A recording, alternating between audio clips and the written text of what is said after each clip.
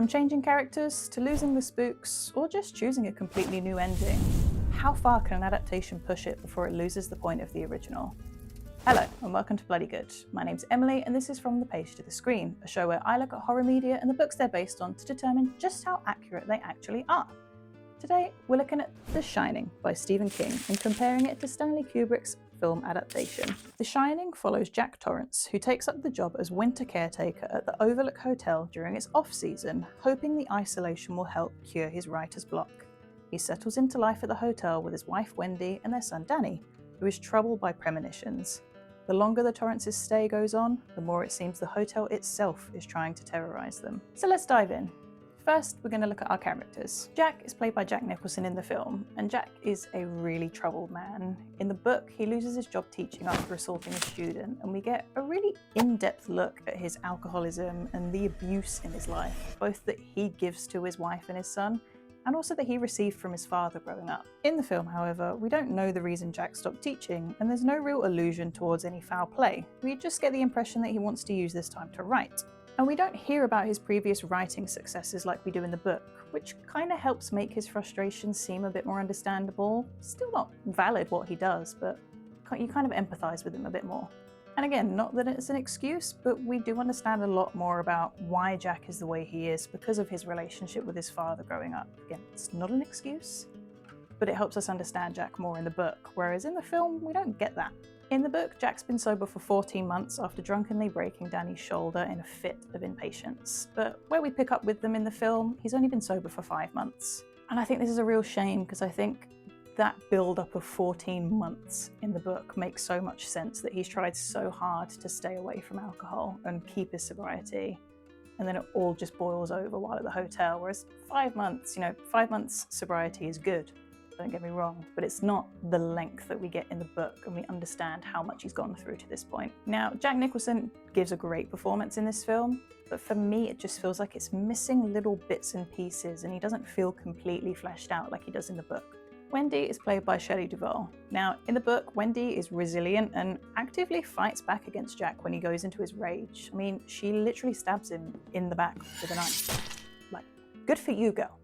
In the film, Wendy is a lot more timid and fragile and becomes kind of hysterical towards the latter half of the film. Now, I think this works for the film, but I do miss the book Wendy because she is evaluating everything all the time, and she is constantly watching Jack to see if he slips up or makes a mistake, because at her core, she truly does love him. He's her husband, but she knows he can't be trusted deep down, and I feel like we don't get that as much in the film. In the film, we see Jack losing his temper with Wendy fairly early, before the Overlook has really had time to sink its teeth into him, and this makes it seem like he's just normally a bit of a prick towards her, and I feel like it takes some of Wendy's agency away from her that she definitely has in the book. I think in the film, Wendy's characterization serves more of a purpose to highlight just how scary Jack is, and that's her main plot point, whereas I think in the book it's definitely more about how much she loves her son and how much she is willing to do to protect her son from the Overlook. Much like Jack Nicholson, I think Shelley Duvall gives a phenomenal performance. I know she got a lot of flack for it, but I think it's a brilliant performance, and it just doesn't feel like the book Wendy though. As much as it's a brilliant performance, it just misses the mark for me in terms of the book. I think it also does have to be mentioned here that she had an awful experience on this film, seemingly. Apparently she had to do 127 takes of the baseball scene. Like, no one should have to be put through that, and reportedly, only the 7th take was actually used, so poor woman. But she gave a phenomenal performance, I don't care what anyone says. Danny is played by Danny Lloyd. In the book, Danny is a 5-year-old, but he's very mature for his age, and he's very aware of everything that is going on around him. And that is due to his psychic abilities. He has quite a few different abilities that he uses throughout the book. He can see flashes of things from the past and the future, and he doesn't know which is which, so he gets very confused at points. And he also just knows things he shouldn't. He knows that his parents have considered divorce, even though the word was never said around him. He knows that word, and he doesn't really know what it means, but he knows his parents have considered it. And he just knows that, because he can see into people's minds and know what they're thinking. And I really like the way the book is written, that you see flashes of what he sees in people's minds, and I really loved reading from Danny's perspective. In the book, he considers Jack's alcoholism as the bad thing, and throughout the book, he refers to the bad thing and he hopes it doesn't come back because it was a bad thing and he doesn't want that to happen again. Danny's abilities warn him not to go to the Overlook, but it's obviously not his choice to make. And while at the hotel, Danny is plagued by residual traces of horrific things that have happened within the hotel walls. In the film, we get hints of this, but it barely scratches the surface compared to what we get in the book with Danny. Dick Halloran is played by Scatman Crothers. Now, in the book, Halloran shares this psychic gift that Danny has, and he calls it The Shining. Halloran plays a much more significant role in the book than in the film, and it is one of my biggest gripes with the film. He's a really interesting character, and he's completely underused in the film. In probably one of my favourite passages from the book, Halloran has a sit down with Danny, and he tells him that he's got the biggest shine he's ever seen in anyone, and that if anything happens to Danny while he's at the Overlook, he just needs to scream with his mind, and Halloran will come running, no matter where he is. If he's on the other side of the country, he's got such a big shine, he will hear it from that far away. And that's exactly what Danny does in the book, but this does not happen in the film. In the film, we don't have any of this, and Halloran simply makes his way to the hotel on a whim that something might be wrong. In the book, we spend a long time with Halloran and his treacherous journey to the Overlook to save Danny, but in the film it's mostly glossed over and he's very unceremoniously killed by Jack almost immediately after arriving. Now we're going to examine the plot a little bit closer, and don't worry, it won't be exhaustive. It's a long book and it's a long film too, so I've picked out the highlights for me personally. And while you're here, why not subscribe to hear about more future episodes of From the Page to the Screen.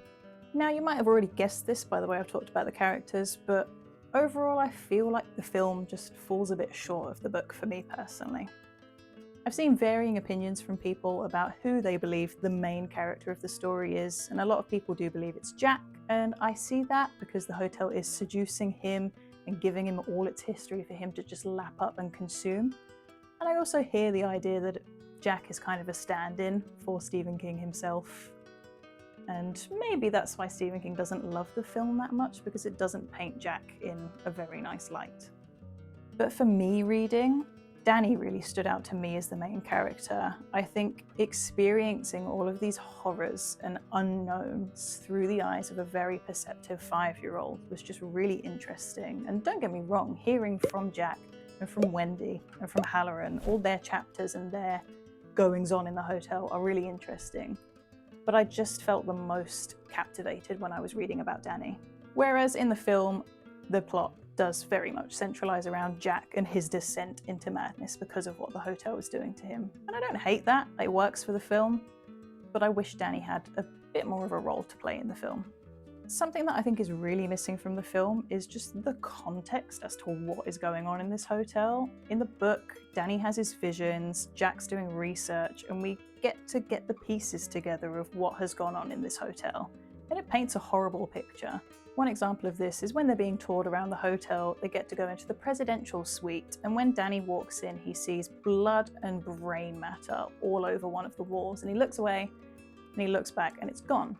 And he thinks, oh, that was horrible, that was weird. And we don't hear anything else of it. He references it every now and then, thinking what I saw in the presidential suite. But we don't know what happened, and it's only later in the book when Jack is doing his research and he finds out that someone was murdered in that room. And it's just little bits like that that we get in the book that I think just help contextualize everything in this hotel, and you know specific things that have gone on and why these things are haunting. In the film, we get none of this. It's all just uncanny and offers no explanation as to what is happening to this family.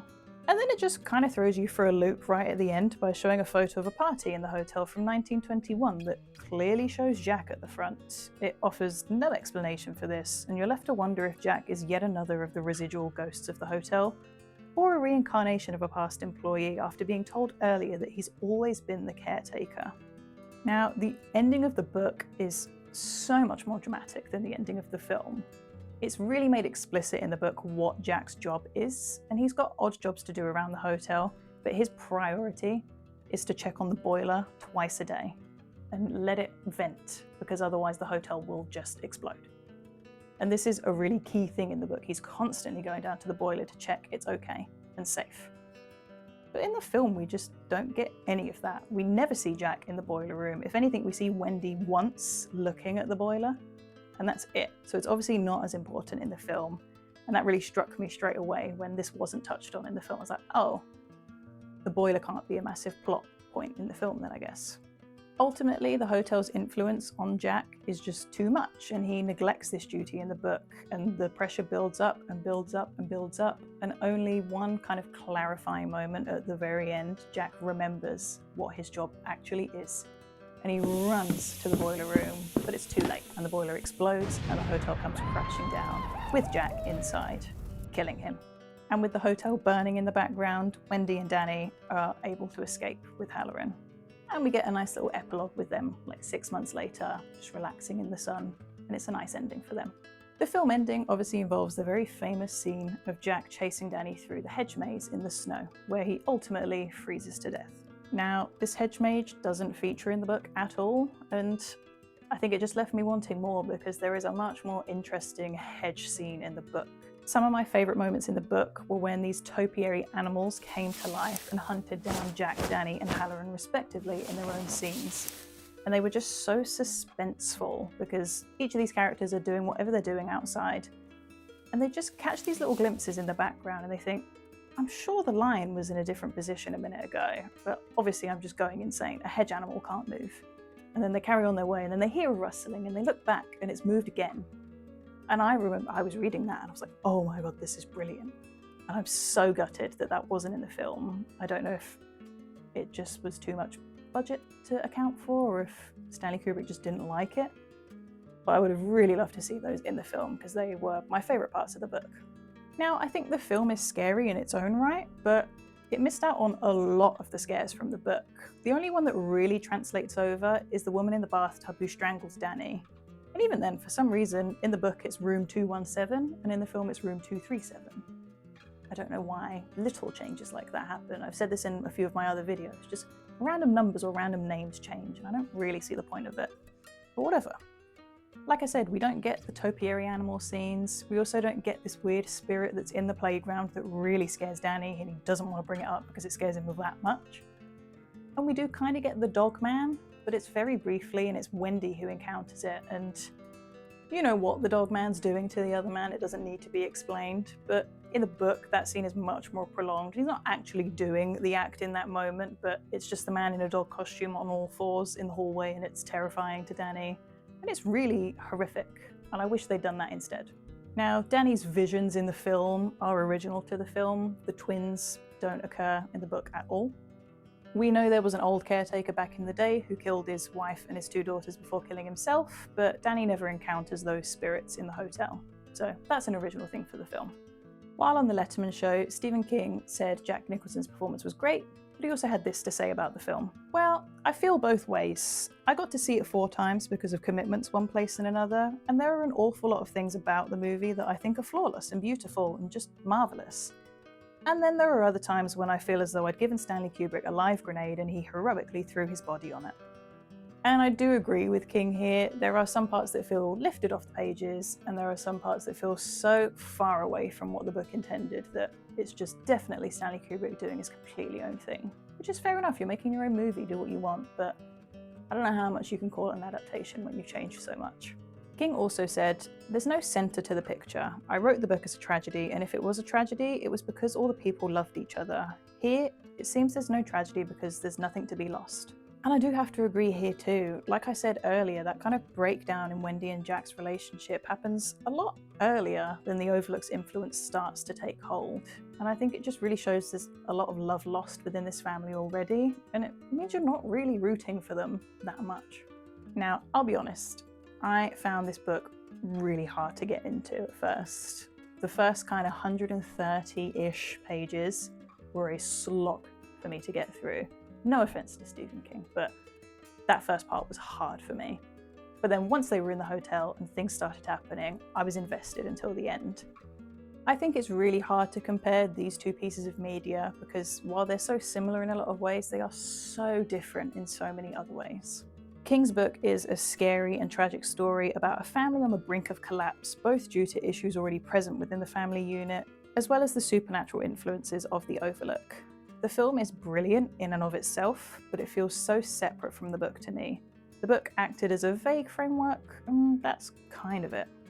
Ultimately, I don't think the film is a very good adaptation of the book. And as much as I love the film, and I think it is one of the great masterpieces, it's just not a faithful adaptation of the book. So I'm gonna have to say my book is the favourite in this instance. What about you? Let me know in the comments. And if you're a fan of Stephen King, why not check out some previous videos I've done on The Outsider, Mr. Mercedes, and The Long Walk? And maybe if you've got some recommendations for future horror books and adaptations I should give a go, let me know in the comments as well. And if you're a horror fan in general, why not subscribe and check out what else we've got going on our channel? We have another series where we look at the behind the scenes of horror movies, as well as an upcoming series where we look at how true, based on a true story, horror films actually are. We're still a growing channel and we're really grateful for all the support we've received recently, and we would love to have more of you on board with us, so consider giving us a subscribe. Thanks so much for watching.